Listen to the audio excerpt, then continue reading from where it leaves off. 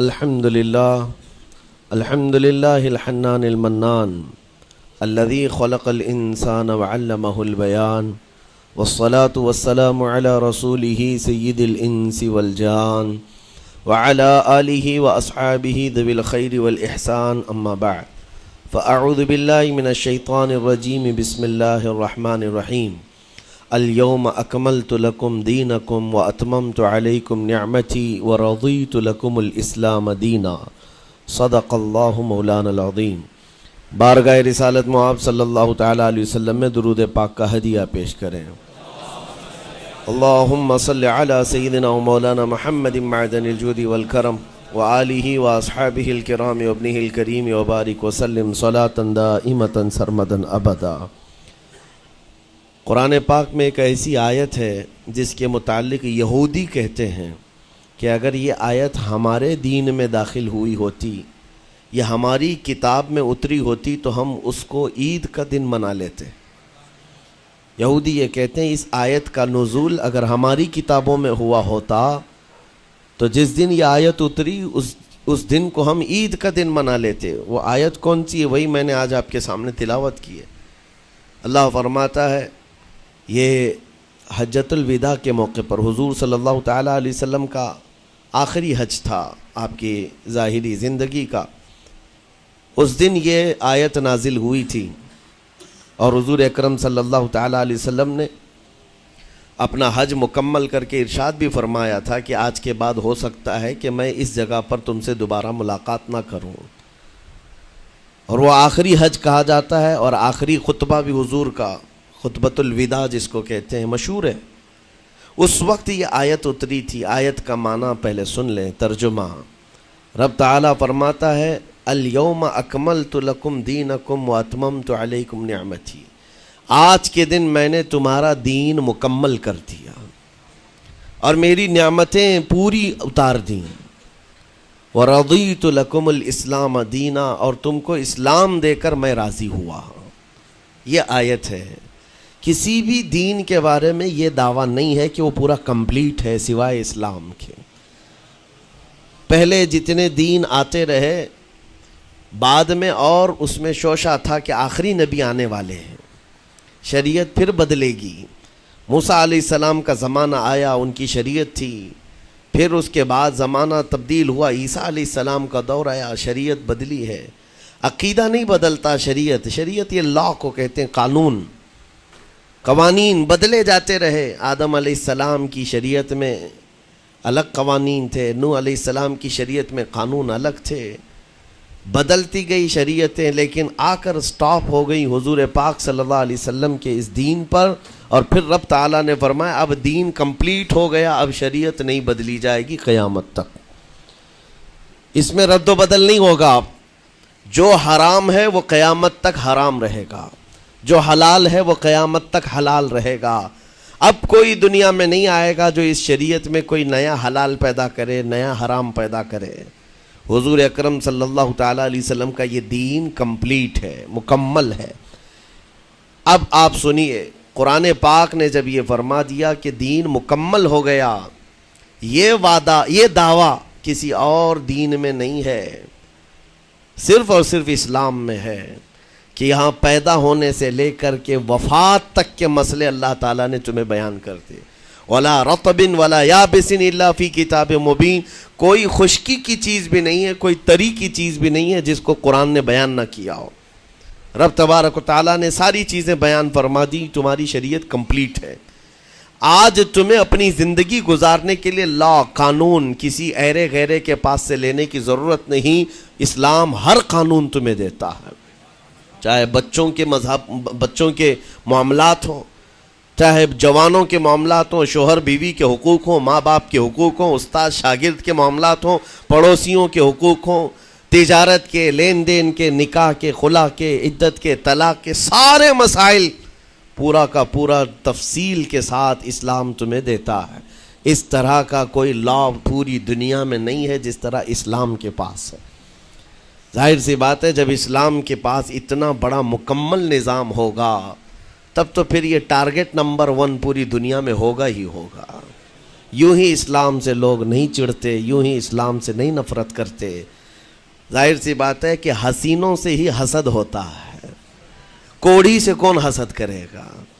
جس کو کوڑ کی بیماری ہو اس سے کوئی حسد نہیں کرتا، ایک حسین دوسرے حسین سے بھی نفرت کرتا ہے، حسد کرتا ہے، یا کم صورت والا اچھی صورت والے سے حسد فطری طور پر کرتا ہے۔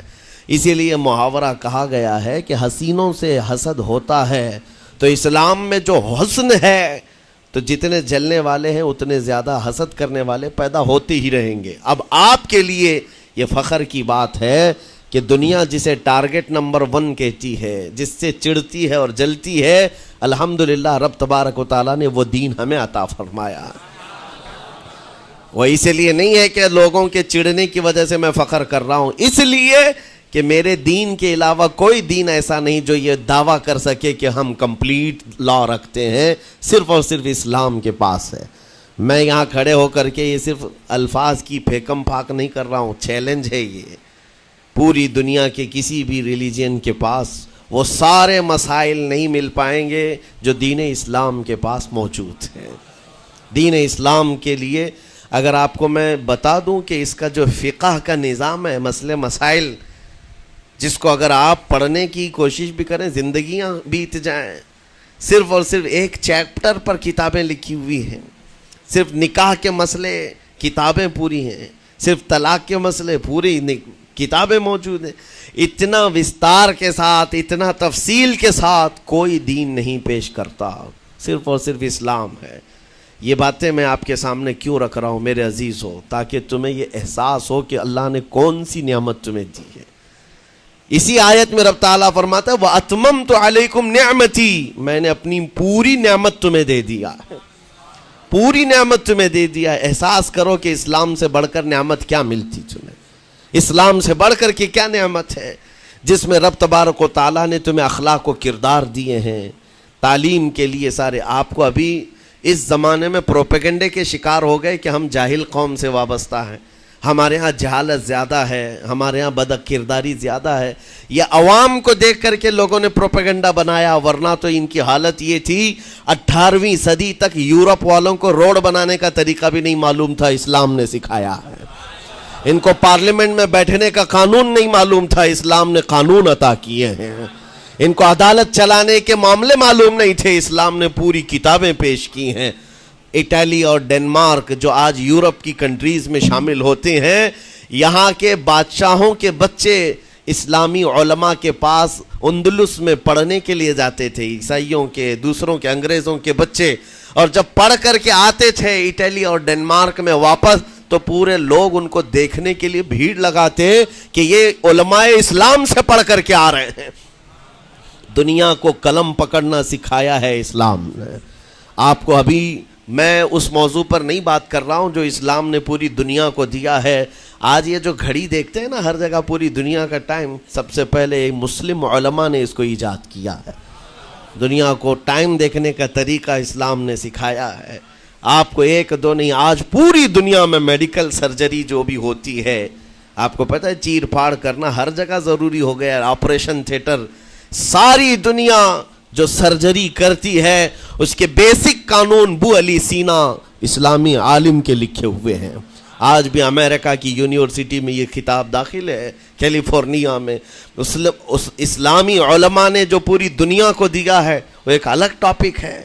وہ اس کی ترقی اور عروج کا وقت تھا۔ اسپین میں کیمسٹری میں سب سے پہلے ایجاد کرنے والے علماء موجود ہیں، جابر بن حیان ہیں، جو الجبرا پوری دنیا کو دیا ہے۔ آج ہر یونیورسٹی، ہر کالج میں الجبرا کا سبجیکٹ ہوتا ہے۔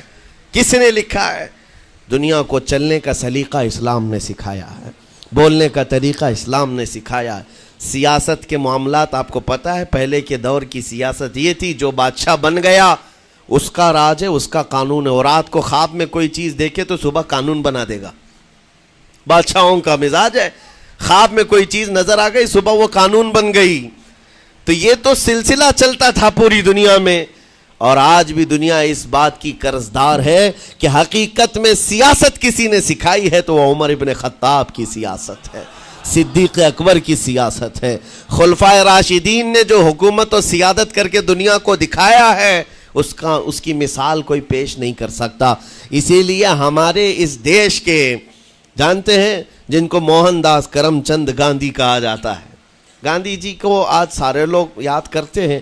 گاندھی نے یہ کہا ہے اپنے دور کے حکومت چلانے والوں کو مثال اگر کوئی دے سکتا ہوں تو ابو بکر اور عمر کی دے سکتا ہوں، کیونکہ یہ کالپنائیں نہیں ہیں، یہ خیالی نہیں ہیں، یہ فیلڈ میں اترے ہوئے لوگ ہیں۔ وہ صدیق اکبر اسلام نے دیا ہے جس نے پوری دنیا کو فاقہ کشی میں خود رہ کر کے لوگوں کی بھوک مٹانے کا سلیقہ عطا کیا ہے۔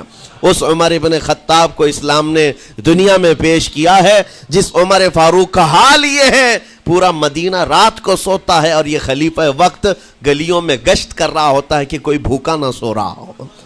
آپ کو پتہ ہے وہ عمر ابن خطاب رات کے وقت گزرتے ہوئے ایک گھر کے قریب سے جا رہے ہیں تو دیکھا ایک مرد باہر بیٹھا ہوا ہے، اندر سے رونے کی آواز آ رہی ہے۔ اس کے مرد سے پوچھا آپ نے، وہ نہیں پہچانتا تھا، آپ کبھی حجاب ڈالتے کبھی پردہ ڈالتے اور رات کو گلیوں میں مدینے کے گشت کر رہے ہوتے۔ اس مرد سے پوچھا کیا معاملہ ہے؟ کہا کہ میری بیوی کے بچے کی ولادت کا وقت قریب آ گیا ہے، درد ذہ میں مبتلا ہے اور گھر میں کوئی نہیں ہے، تکلیف ہے۔ جانتے ہو حضرت عمر فاروق رضی اللہ تعالیٰ عنہ اپنے گھر سے اپنی بیوی کو، اپنی بیٹی کو، اپنی بہو کو بلوایا اور کہا جاؤ یہاں پر گھر میں بچے کی ولادت ہونے والی ہے، اس کی تیمارداری کر۔ صبح تک خلیفۃ المسلمین کے گھر کی عورتیں ایک غریب کے گھر کی عورت کی تیمارداری کر رہی ہیں۔ جب بچے کے ولادت کی آواز آئی سب سے پہلے مبارکبادی دینے والے عمر ابن خطاب ہیں۔ اس سے کہتے بھائی تمہیں مبارک ہو، اللہ نے بیٹا عطا فرمایا۔ وہ خوش و خرم ہے کہ میرا کوئی رشتہ دار نہیں ہے، اجنبی رات کو آیا ہے اور مجھے مبارکبادی بھی دیا، میرے گھر کے سارے کام کاج بھی اٹھا لیا اور اپنی پیٹھ پر گھر سے بوریا لا کر کے آٹے اور راشن کا اس گھر میں پہنچایا اور کہا خوش و خرم رہو، اللہ نے تمہارے گھر میں برکت دی ہے۔ صبح اٹھ کر کے وہ لوگوں کو بتا رہا ہے اللہ نے رات کو ایک عجیب فرشتہ بھیجا، میرے گھر میں اکیلی عورت تھی، درد ذہ میں مبتلا تھی، 3 عورتیں بھی آئی اور ایک مرد بھی آیا، رات بھر میرے ساتھ بیٹھا رہا، مجھے کھلایا پلایا بھی، میرے گھر کی تیمارداری بھی کر کے گیا۔ لوگوں نے کہا جانتے ہو کون تھا؟ وہ عمر ابن خطاب امیر المومنین تھے۔ دنیا کو یہ سیاست کا سلیقہ دینے والا اسلام کا وہ عظیم سپہ سالار ہے۔ آج بھی آپ کو میں بتاؤں اٹلی میں اور ڈنمارک میں اور کچھ کنٹریز میں ایک دن منانے کا پرستاؤ پیش کیا جا رہا ہے۔ یہ نہیں کہہ رہا ہوں ریچرڈ کا یا ریمونڈ کا، کوئی جو بڑے بڑے ان کے سپہ سالار ہیں ان کا ایک دن منایا جائے گا جن کو مطلب کوئی بہت بڑا نوبل پرائز ملا ہو۔ میں یورپین کنٹریز کی بات کر رہا ہوں جہاں وہ اپنے بادشاہوں کے پیدائش کا دن یا ان کے کسی اینیورسری کو منانے کا پرستاؤ نہیں پیش کر رہے، بلکہ یورپ کی یہ 2 کنٹریاں ہیں جو یہ پرستاؤ پیش کر رہی ہیں کہ سال میں ایک دن ایسا منایا جائے جس کا نام صلاح الدین ایوبی ڈے ہونا چاہیے۔ یہ ہم نہیں کہہ رہے ہیں، دنیا آج بھی اس بات کو تسلیم کرتی ہے، صلاح الدین جیسا جرنیل دیکھا نہیں ہے۔ عزیزان گرامی وقار، یہ چند مثالیں میں آپ کے سامنے رکھا اور اس کے بعد پھر میں تمہیں جھنجھوڑ کر پوچھتا ہوں، اپنے دل پر ہاتھ رکھ کر کے بتاؤ اسلام سے اچھا کوئی راستہ ہے؟ قرآن یہی کہتا ہے وَمَن يَبْتَغِ غَيْرَ الْإِسْلَامِ دِينًا فَلَن يُقْبَلَ مِنْهُ، جو اسلام کے علاوہ دوسرا راستہ لے کر کے آئے گا قیامت کے دن اس کا کوئی قبول نہیں کیا جائے گا، نہیں قبول کیا جائے گا، بلکہ وہ سب سے بڑے گھاٹے میں ہوگا، آخرت کے دن خسارہ اٹھانے والوں میں ہوگا۔ آج تمہارے پاس وہ عقل سلیم اللہ تعالیٰ نے دیا جس کو تھوڑی بہت شدھ بدھ ہونا، عقل کا استعمال کرتا ہو، وہ بھی اسلام کے متعلق سوچے گا کہ میرے دین میں اتنی اچھائیاں ہیں، آج تک رب تعالیٰ نے مجھے یہ پیشانی کسی کے سامنے جھکنے نہیں دیا۔ کہیں جھکاتے ہو؟ ارے کھانا کھاتے ہیں، کھانا تو روزانہ ضروری ہے، اور رزق کے معاملے میں تو لوگ ایسے ہیں، دنیا کہتی ہے پیٹ پوجا، ہم پیٹ پوجا نہیں کہتے۔ کھانے کے لیے بعض لوگ کہتے ہیں نا پہلے پیٹ پوجا ہو جائے، پوجا کا لفظ ہی ہم استعمال نہیں کرتے۔ کھانا برتن میں رکھا ہوا ہے، آپ کے گھر میں کھانا لا کر کے دیا جاتا ہے تو کیا آپ سر جھکا کر چاٹ کے کھاتے ہیں یا لقمے اٹھا کر ہاتھ سے کھاتے ہیں؟ ہاتھ سے کھاتے ہیں۔ باقی جانوروں کو دیکھو، بکری کھاتی ہے منہ جھکا کر کھاتی ہے، بیل بھینس وغیرہ سب سر جھکا کر کے کھاتے ہیں، رزق کو چاٹ کے کھاتے ہیں، ان کا سر جھک جاتا ہے، لیکن تمہارے سر کو رب نے اتنا محترم رکھا کہ روز جو تمہیں رزق کی ضرورت ہے اس کے سامنے بھی مت جھکاؤ. سر جھکانا ہے تو رزق کے سامنے نہیں، رزاق کے سامنے جھکایا جائے. تمہاری پیشانی کو محترم رکھا گیا ہے کہ تم جھکو گے تو کس کے سامنے؟ صرف رزاق جو ہمارا پالنہار حقیقی ہے. اور حد تو یہ ہے میرے عزیزو، یہ دنیا کی واحد قوم ہے، یہ واحد مذہب ایسا ہے، یہودی ہوں، عیسائی ہوں، ہندو ہوں، کوئی بھی ریلیجن آپ لے کر کے آئیں، جس کو وہ بہت زیادہ مانتے ہیں یا جس کو گاڈ کہتے ہیں یا جس کو بھگوان کہتے ہیں، ان کی صورت بھی ہوگی، مورت بھی ہوگی، اور سامنے دیکھتے ہیں اور جھکتے ہیں، عبادت کرتے ہیں. لیکن تنہا مسلمان ایسے ہیں، کروڑوں مسجدیں ہوں گی، کہیں خدا کی کوئی تصویر دیکھا ہے؟ کہیں مسجدوں میں خدا کا کوئی مورت یا صورت بنائی ہوئی دیکھا ہے؟ نہیں ہے. یہ واحد قوم ہے جو بن دیکھے مولا کی بارگاہ میں سجدے میں جھک جاتی ہے. صرف بات اتنی ہے کہ ان کو یہ کہنا پڑے گا، اگر میں کہوں میرے نام پر آ جاؤ جھک جاؤ، نہیں، کوئی نہیں جھکائے گا. ہاں، یہ کہنا پڑے گا امام کو بھی، اللہ اکبر، اللہ سب سے بڑا ہے. پھر کوئی پیچھے کھڑا ہوا یہ نہیں پوچھتا کہ کس نے کہا، کون پکار رہا ہے، پیشانی لے جا کر زمین پر لگا دیتے. کیوں؟ ہماری پیشانی خالص اللہ کے لیے ہے. میرے عزیزو، یہ وہ پرائیورٹیز ہیں اور یہ اسپیشلٹی ہے آپ کے اس کمیونٹی کی، جس کو مجھے آپ کے سامنے رکھنا ہے. اتنی سارے اچھے گلشن کو چھوڑ کر اگر کوئی بربادی کی طرف جائے تو پھر سوائے بدنصیبی کے کیا ہے اس کے پاس؟ جس کو اللہ تبارک و تعالیٰ وعدے کیا ہو کہ تم اپنی جان اور اپنے مال کے بدلے مجھ سے جنت خرید لو، جہاں پر سارے اخلاق و کردار اور دنیا کی سب سے اعلیٰ اخلاق تمہیں سکھانے کے دعوے کیے گئے ہوں، وہ چھوڑ کر کے اگر دنیا کہیں اور جائے تو پھر تمہاری یہ ہرما نصیبی ہے. ایک بات میں آپ کو بتاؤں، سکسیس کس کو کہتے ہیں؟ کامیابی. اور ہر کوئی یہ کہتا ہے کہ مجھے سکسیس کی طرف سفر کرنا ہے. 10ویں پاس نوجوان کو بھی پوچھیں کہ کوئی بھی کورس کر رہا ہے، آگے جا رہا ہے، کیوں جا رہا ہے؟ کچھ سکسیسفل لائف گزارنا ہے، کامیاب زندگی گزارنا ہے، اس کے لیے دروازے کھٹکھٹا رہا ہے. تمہیں پتہ ہے ان مسجدوں کے میناروں سے جو آواز گونجتی ہے اذان کی، اس میں ایک لفظ آتا ہے، سارے لفظ تو آپ کو یاد ہوں گے، اللہ اکبر بھی کہا جاتا ہے، اشہد ان لا الہ الا اللہ بھی، اشہد ان محمد رسول اللہ بھی ہے. اس کے بعد ایک لفظ پکارتا ہے مؤذن، حی علی الصلاۃ. حی علی الصلاۃ کا مطلب ہوتا ہے آؤ نماز کی طرف، آؤ نماز کی طرف. اس کے بعد ایک اور لفظ پکارتا ہے حی علی الفلاح، جس کا معنی معلوم ہے آپ کو؟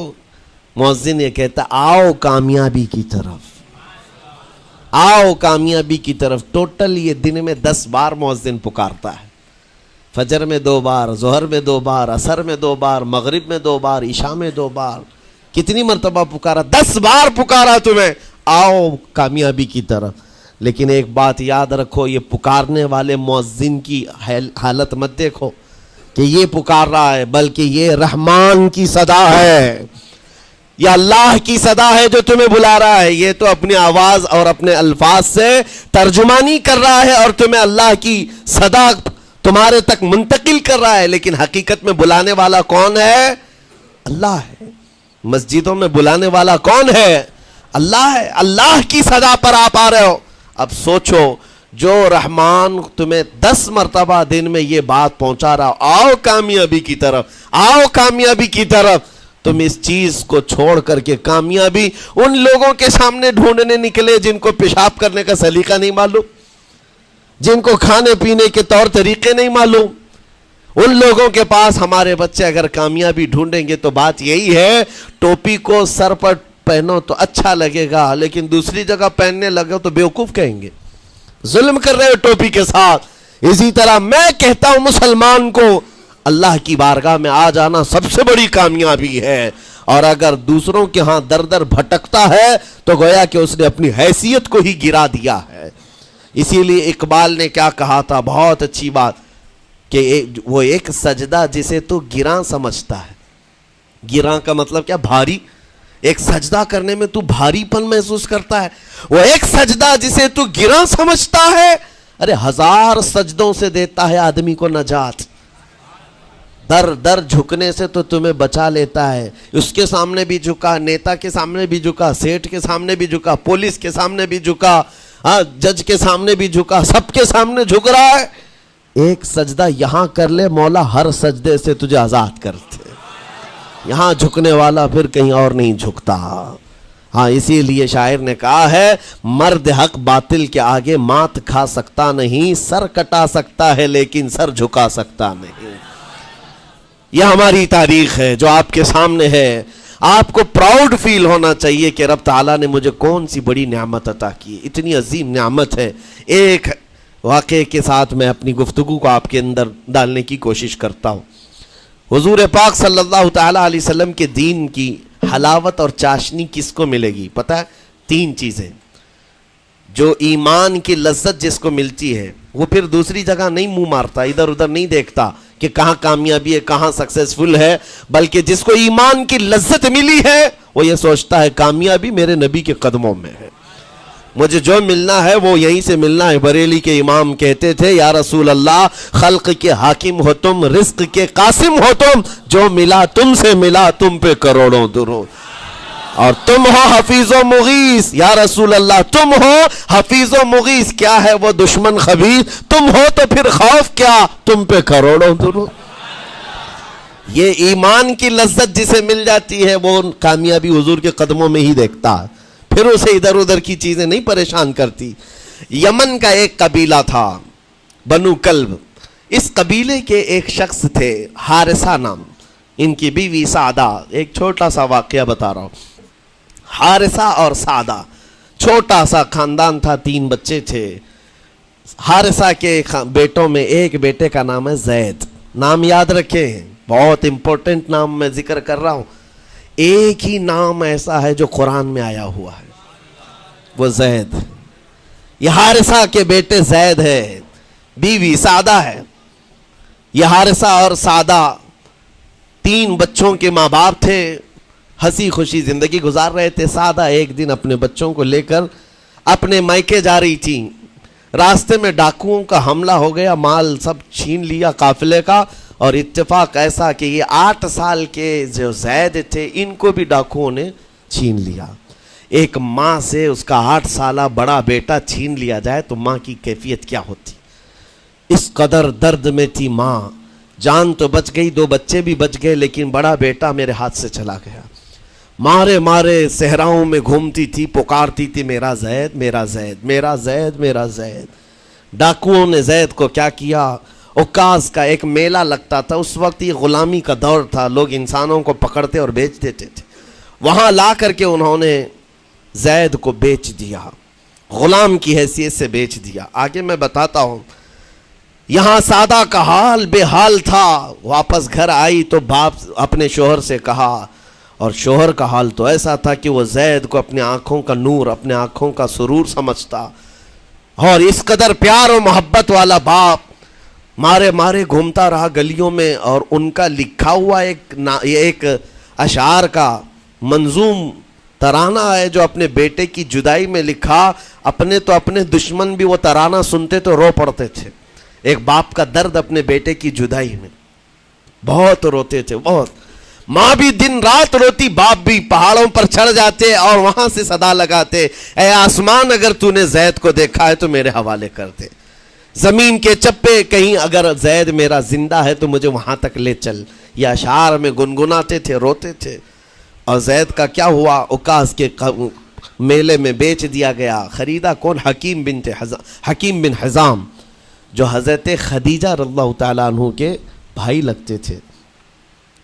یہ لے کر کے آئے اور حضرت خدیجہ رضی اللہ تعالیٰ عنہ اس وقت مکہ میں اور حضور پاک صلی اللہ علیہ وسلم کے نکاح میں، تو حضرت خدیجہ کے پاس یہ زید آ گیا، بھائی نے گفٹ کے طور پر دے دیا۔ حضرت خدیجہ کے گھر میں یہ زید جب آئے، اس وقت ان کی عمر یعنی 10-12 سال کے آس پاس رہی ہوگی، اور یہ ایسا لڑکا جو چھوٹی سی عمر کا، ادب اتنا تھا، ادب اتنا تھا کہ ہر ایک کا ادب کرتا، بڑے اچھے خاندان سے تعلق رکھنے والا۔ ہوا کیا، ایک دن آفتاب رسالت، ماہتاب رسالت رسول پاک صلی اللہ علیہ وسلم کی نظر پڑی، دیکھا اخلاق و کردار میں کامل بچہ ہے، اور ایک ہی نظر میں بھاگ گیا۔ پوچھا حضرت خدیجہ سے، کہا کہ یہ غلام عکاظ کے میلے میں بیچا گیا ہے۔ حضور نے فرمایا یہ میرے حوالے کر دو، میرے حوالے کر دو۔ حضور نے جس کو پسند کر لیا ہو، حضور نے جس پر نگاہ رکھی ہو، اب وہ زید خوشی خوشی حضور کے پاس آئے۔ نبی پاک صلی اللہ تعالیٰ علیہ وسلم ان کے اخلاق سے بڑے خوش تھے، اور اس کے بعد محبت بھی ایسی دی، ایسی شفقت دی کہ زید کو نہ باپ کی خبر تھی نہ ماں کی خبر تھی، جو کچھ تھا وہ رسول اللہ کے پاس تھا۔ حضور پاک صلی اللہ تعالیٰ علیہ وسلم کی تربیت میں دن گزرتے گئے، بڑے ہو گئے، یہاں تک کہ 16 سال کی عمر تھی۔ ایک دن حج کے موسم میں یمن کا بنو کلب خاندان آیا ہوا تھا، اور وہاں حج کے دوران وہ لوگ زید کے باپ حارثہ کے لکھے ہوئے اشعار پڑھ رہے تھے اور لوگوں کو رلا رہے تھے۔ ایک ہمارے قبیلے میں باپ ہے جو بچھڑے ہوئے بچے کی یاد میں روز روتا ہے، اس کے اشعار تو سنو۔ لوگ سن کر کے رو رہے تھے، یمن کا کوئی ایسا باپ ہے جو یوسف گمگشتہ کی خبر میں رویا کرتا ہے۔ یہ لوگوں کی بھیڑ لگی تھی، اسی کے سامنے سے زید کا گزر بھی ہو رہا تھا۔ بنو کلب کے لوگوں نے زید کو دیکھا، پہچان لیا، یہی تو وہ بچہ ہے جس کی یاد میں اس کا باپ روتا ہے، اور اس کو بلایا اور کہا تیرا نام؟ کہا زید۔ باپ کا نام حارثہ؟ کہا یہی تو ہے جس کے غم میں پورے اشعار پڑھے جا رہے یمن میں۔ زید سے کہا تجھے پتہ ہے تیرے باپ کا رو رو کر کے کیا حال ہو گیا؟ تیری ماں صحراؤں میں آواز دیتی ہے، پہاڑوں پر چڑھ جاتی ہے۔ ایک بچے کے لیے اس کے ماں باپ کی جدائی بتا دینا کتنی بڑی بات تھی۔ میرے عزیزو، سالوں کی یہ گم گشتہ خبر پھر سے واپس مل گئی ہے۔ زید نے کیا کہا کہ اب میرے ماں باپ سے جا کر کہہ دیں کہ رونا دھونا بند کریں، اونٹوں کی طرح ادھر ادھر بھٹکنا بند کریں، انہیں میرا سلام پہنچائیں اور کہیں انہوں نے جہاں مجھے دیکھنا تھا اس سے بہتر جگہ میں ہوں، اس سے بہتر جگہ میں ہوں۔ یہ بنو کلب خاندان گیا یمن، جا کر کے باپ سے کہا، حارثہ سے اور سعدہ سے، خبر تمہارے لیے اچھی لائے، تمہارا گم ہوا بیٹا جو پچھلے 10-12 سالوں سے تمہیں نہیں مل رہا تھا، وہ حرم کعبہ کے پاس ہمیں نظر آیا ہے، غلام بنا کر لوگوں نے بیچا ہے اسے، لیکن وہ ایک ایسے حسین و جمیل کی غلامی میں ہے، ایک ایسے حسن والے کی غلامی میں ہے کہ زید وہاں سے ہٹنا نہیں چاہتا۔ باپ نے کہا میرے کلیجے سے پوچھو مجھ پر گزرتی کیا ہے، اس کی ماں سے پوچھو، ایک نظر دیکھ لے گا وہ واپس ہماری جھولی میں آ جائے گا۔ دوڑتے دوڑتے یمن سے گھنٹوں، یعنی جو مہینوں کا سفر تھا، دنوں میں طے کر کے پہنچے مکہ آئے۔ جیسی آئے تو رسول پاک صلی اللہ علیہ وسلم کو ڈھونڈا، حضور پاک مل گئے تو دھاڑے مار مار کر باپ رونے لگا اور کہا کہ اے محمد صلی اللہ علیہ وسلم، ہم نے آپ کے متعلق سنا ہے یتیموں کے والی ہیں، آپ کا دل بہت بڑا ہے، مجھ باپ کے اوپر رحم کیجئے، برسوں سے اپنے بچے کے لیے ترس رہا ہے، میں اور میری بیوی تڑپتے ہیں، صحراؤں میں آواز دیتے ہیں۔ حضور نے پوچھا ہوا کیا ہے تمہارے ساتھ؟ کہا ہمارا بیٹا گم ہو گیا تھا، برسوں ہو گئے تھے، لیکن سنا ہے وہ یہاں رہتا ہے۔ حضور نے پوچھا کیا نام ہے اس کا؟ کہا زید اس کا نام ہے، میرا نام حارثہ ہے۔ حضور پاک صلی اللہ علیہ وسلم کے محبوب زید کے بارے میں پوچھ لیا۔ حضور جس سے خود محبت کرتے ہو، حضور جس سے محبت کرتے ہو، باپ نے پوچھ لیا۔ حضور نے فرمایا کہ ٹھیک ہے، میں ایک باپ کے کلیجے سے اس کے بیٹے کو الگ نہیں کر سکتا، ماں سے اس کے بیٹے کو جدا نہیں کر سکتا، لیکن بات اتنی ہے کہ زید کو بلایا جائے، فیصلہ اس کے ہاتھ میں ہے، فیصلہ اس کے ہاتھ میں ہے۔ میں زید کو بلاتا ہوں۔ غلام تھے اس وقت، حضرت زید کو بلایا گیا، اور اس وقت بھری جوانی والا زید ہے۔ جیسی ہی آئے پہلی نظر باپ کو دیکھا، ماں کو دیکھا، ماں باپ تو چیخ پڑے ہمارا زید مل گیا، ہمارا زید مل گیا۔ لیکن کمال کی بات میں دیکھتا ہوں ایسی دیوانگی پوری دنیا میں نہیں ہے۔ زید نے دیکھا اپنے ماں اور باپ کو، لیکن اسی وقت اپنی آنکھیں جھکا لی اور حضور کی طرف کر لیا، کہا نہ، ادھر پہلے حضور پاک صلی اللہ علیہ وسلم کی طرف۔ حضور نے دیکھا کہ زید ماں باپ کی طرف دیکھ نہیں رہے ہو، جو رو رو کر کے برا حال کر چکے ہو۔ حضور نے زید سے کہا پہچانتے ہو؟ کہا ہاں حضور یہ میرے باپ ہیں، اور یہ میری ماں ہے، یہ میرے چچا ہیں۔ حضور نے فرمایا پھر ملتے کیوں نہیں ہو؟ کہا سرکار اگر اجازت ہو تو ملوں گا، برسوں کا بچھڑا ہوا جوان ہے، آپ اجازت دو تو میں ملوں گا۔ نبی پاک صلی اللہ علیہ وسلم نے فرمایا جاؤ تمہیں اجازت ہے۔ جیسی گئے اس منظر کو جو بیان کیا گیا ہے میرے عزیزوں، ہم پڑھتے ہیں تو آنکھیں بھیگ جاتی ہیں۔ ماں لپٹ کر کے اپنے بچے کو ہر جگہ چوم رہی ہو، باپ سینے سے لگا کر کے دھاڑے مار کر رو رہا ہو، پہلے تو غش کھا کر گر گیا تھا، پھر افاقہ ہوا، یہ دردناک منظر تھا۔ اس کے بعد زید بن حارثہ کو کیوں نہ تکلیف ہو، غم کیوں نہ ہو، ماں باپ بچھڑے ہوئے اتنے سالوں کے بعد دیکھنے کو ملے، دل پر کیا بیت رہی ہوگی۔ میری ماں وہی جو مجھے خشکیوں میں پالا کرتی، تریوں میں پالا کرتی، میرا باپ وہی جو خون پسینے کی کمائی سے مجھے کھلایا تھا، آج آ گیا ہے۔ حضور پاک صلی اللہ علیہ وسلم نے کہا زید یہ جو جذباتی منظر ہے اس کو ختم کر کے اب اعلان کر دو کہ تمہاری ماں آئی ہے تمہیں یمن سے لینے کے لیے، تمہارا باپ آیا ہے، تمہارا چچا آیا ہے تمہیں یمن سے لینے کے لیے، میں نے فیصلہ تمہارے حوالے کر دیا ہے، میں اپنے غلامی سے تم کو آزاد کر دیتا ہوں، تم بغیر کوئی فدیہ لیے ہوئے، بغیر کوئی پیسہ لیے ہوئے، اس وقت اپنے غلام کو کوئی چھوڑتا نہیں تھا، لیکن تمہاری ماں کا درد دیکھا نہیں جا رہا، میں آزاد کر دوں گا بغیر کسی فدیہ کے، تو اپنی ماں اور اپنے باپ کے پاس جا سکتا ہے۔ اتنا حضور کا فرمان، آزاد کر دینا مکہ میں آسان نہیں تھا۔ بیٹے کو آزاد کیا حضور پاک صلی اللہ علیہ وسلم نے، تب جانتے ہو وہ کمال کا بیٹا ہے زید بن حارثہ۔ اسی وقت اپنی ماں کو دیکھتے ہیں، باپ کو دیکھتے ہیں، چچا کو دیکھتے ہیں، اور اس کے بعد مکہ والے یہ منظر دیکھنے کے لیے جمع تھے، مخاطب ہو کر کے کہتے ہیں اے سارے مکہ والوں گواہ ہو جاؤ، میں اپنی زندگی حضور محمد مصطفیٰ کے لیے وقف کر دیا ہے، میں نے محمد عربی صلی اللہ علیہ وسلم کے لیے زندگی وقف کر دی ہے، نہ مجھے یمن جانا ہے نہ مجھے بنو کلب جانا ہے۔ ماں اور باپ دیکھتے رہ گئے۔ باپ نے پوچھا زید آزاد کیا گیا ہے اور آزادی کی زندگی کو چھوڑ کر تو غلامی کی زندگی کو قبول کر رہا ہے؟ زید بن حارثہ نے اس وقت تاریخی جملہ کہا تھا، کہا بابا آپ نے جتنی شفقت کی ہوگی یا 1000 ماں باپ مل کر اپنے بیٹوں پر جتنی شفقت نہیں کیے ہوں گے اس سے زیادہ شفقت محمد الرسول اللہ نے کیا ہے۔ میں 1000 آزادیوں پر اس ایک غلامی کو، میں 1000 آزادیوں کو قربان کرتا ہوں اس ایک غلامی پر، میرے لیے زندگی بھر یہ غلامی کافی ہے۔ اتنا کہا تھا میرے آقا صلی اللہ علیہ وسلم نے اپنے باہوں کو پھیلا دیا، سینے سے لگایا اور زید بن حارثہ کو لے کر خانہ کعبہ کے پاس آئے۔ میرے عزیزو ان کا حال بھی ایسا ہے کہ اگر کوئی ٹوٹ کر چاہتا ہے تو یہ نہیں ہے کہ تو چاہ رہا ہے، بلکہ ان کا حال یہ ہے اتنا دیا سرکار نے مجھ کو جتنی میری اوقات نہیں، یہ تو ان کا کرم ہے ورنہ مجھ میں تو ایسی بات نہیں۔ آتا ہے فقیروں پہ انہیں پیار کچھ ایسا، خود بھیک دے اور خود کہے منگتے کا بھلا ہو۔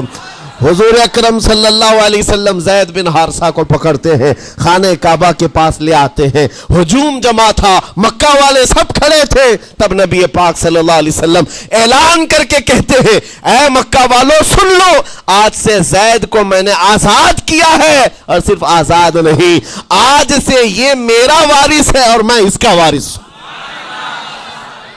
یہ میرا بیٹا ہے۔ حضور نے تنہا ایک ہی صحابی کے لیے کہا یہ میرا بیٹا ہے، اور اس کے بعد زید بن حارثہ کو لوگ جو مکہ میں پکارتے تھے زید بن محمد کہتے تھے، محمد کا بیٹا زید، رسول پاک صلی اللہ علیہ وسلم کے بیٹا ہونے کا شرف پایا ہے۔ میرے عزیزو یہ جنہوں نے حضور صلی اللہ تعالی علیہ وسلم کے دربار کا ایک بار مزہ چکھ لیا تو وہ پھر یوں ہی کہتا ہے پھر کے گلی گلی تباہ، ٹھوکریں سب کی کھائی کیوں، دل کو جو عقل دے خدا تیری گلی سے جائے کیوں۔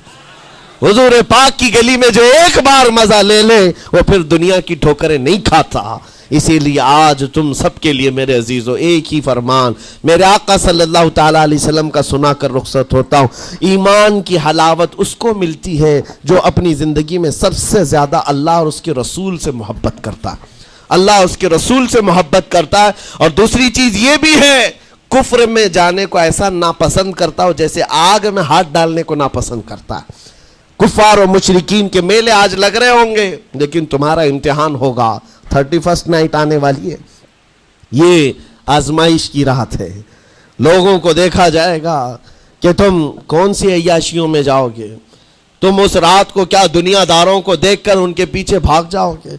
ایک بات یاد رکھو، شیروں کو جس کام کے لیے پیدا کیا گیا اسی کام پہ رہنا چاہیے، اور شیر اگر اپنا کام بھول جاتا ہے تو کتے اس کے اوپر لگ جاتے ہیں۔ تمہارا کام کتوں کی طرح بھونکنا نہیں ہے، تمہارا کام شیروں کی طرح دہاڑنا ہے۔ میرے عزیز محمد عربی صلی اللہ علیہ وسلم کے وہ شیر جو گٹر اور نالی کے لیے نہیں پیدا کیے گئے، اعلیٰ اخلاق و کردار کے لیے پیدا کیے۔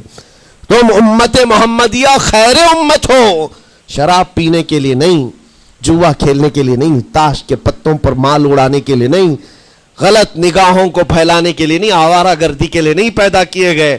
تمہاری نسبت رسول اللہ سے ہے، اتنی بات یاد رکھو۔ اللہ نے مجھے خیر امت کہا ہے۔ میری آنکھیں اٹھ رہی ہیں تو فرشتے بھی دیکھ رہے ہیں، رب تعالیٰ دیکھ رہا ہے۔ میرے چلنے پھرنے کو رب تبارک و تعالیٰ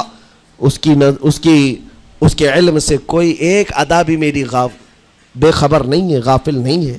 اس لیے عزیزان گرامی وقار، تمہارے اس آنے والے نئے سال کی کیسے آپ اوپننگ کرتے ہو، کیسے اس کی ابتدا کرتے ہو، یہ تمہارے ہاتھ میں ہے۔ گناہوں کی لذت کے ساتھ اپنی زندگی کا ایک نیا سال شروع کر رہے ہو، یا پھر رب تبارک و تعالیٰ کی تسبیح و تہلیل اور مصطفیٰ کریم کے قدموں میں درود بھیج کر اپنے نئے سال کی ابتدا کرتے ہو۔ میں تو یہ اعلان کرتا ہوں، اگر میرا یہ میسج سب تک پہنچ جائے کہ ہم نے بہت ساری عیدیں منائی ہیں، بہت ساری محفلیں منائی ہیں، ہم عید میلاد النبی کے نام پر جلسے جلوس سب کرتے ہیں، ہم 11ویں کے نام پر غوث پاک کے جلسے سجاتے ہیں، اعلیٰ حضرت کے نام پر، غریب نواز کے نام پر جلسے کرتے ہیں، لیکن دنیا ایک عید مناتی ہے ہیپی نیو ایئر کی، 31 نائٹ کی۔ میرے عزیزوں، ہم نوجوانوں سے کہتے ہیں اس عید کو دنیا کی عید ہے، اس کو بدل کر کے ہم ناموس رسالت کے لیے وقف کیوں نہ کرتے ہیں؟ ہم بھی اپنی مسجدوں میں رات کو آ جائیں، ساری مسجدیں یہ سال کے اختتام کے وقت کھل جائیں عشاء کے بعد، اور ہر مسجد اس بات کا خیال کرے کہ ہمارا وہ نوجوان آج کہیں عیاشی پر نہ جائے، اپنے سال کی اختتام اور ابتدا ہو رہی ہو۔ یہ ہم کو پتہ نہیں، ابھی تو ہم بیٹھے ہیں، اگلے سال تک ہم رہیں گے کہ نہیں رہیں معلوم نہیں۔ یہ تو دسمبر کا لاسٹ چل رہا ہے، لیکن یہ ہمیں پتہ نہیں 1 جنوری دیکھ سکتے ہیں کہ نہیں دیکھ سکتے، ہم میں سے کسی کو علم نہیں ہے۔ لیکن اس کے باوجود اگر اللہ تعالیٰ نے دے دیا آپ کو اس سال کا آخری، توبہ کرنا چاہیے۔ اے رب ذوالجلال، یہ پورا سال میرا جو بدکاریاں ہوئی ہیں، مجھ سے جو خرابیاں ہوئی ہیں، مجھ سے جو گناہ ہوئے ہیں، معاف کر دے۔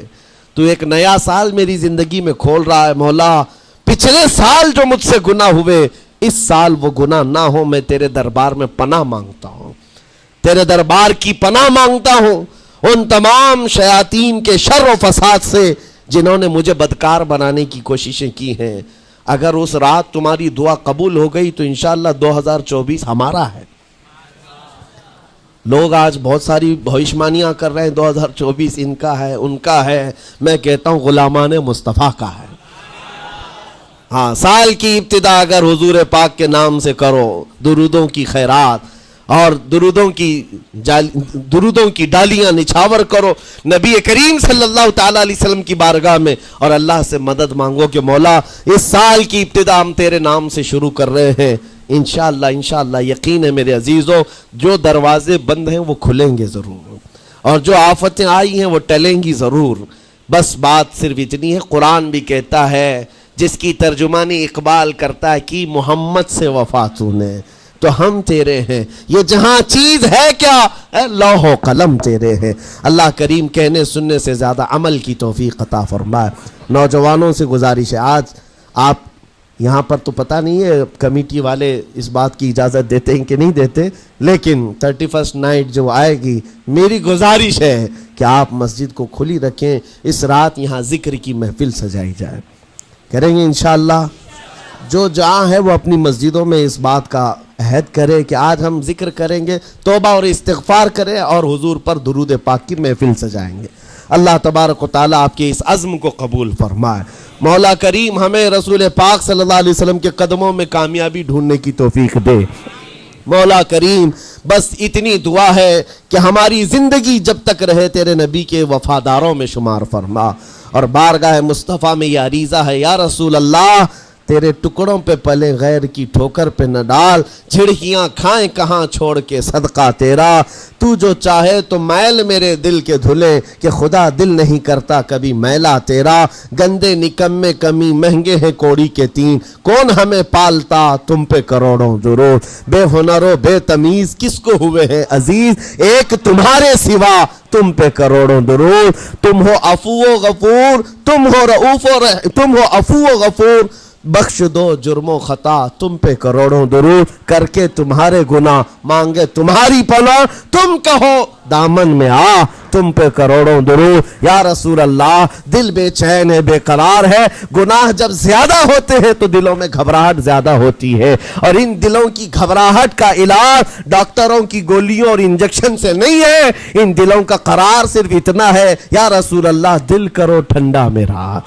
وہ کفے پا چاند سا سینے پہ رکھ دو ذرا تم پہ کروڑوں درود، وآخر دعوانا الحمدللہ رب العالمین، السلام۔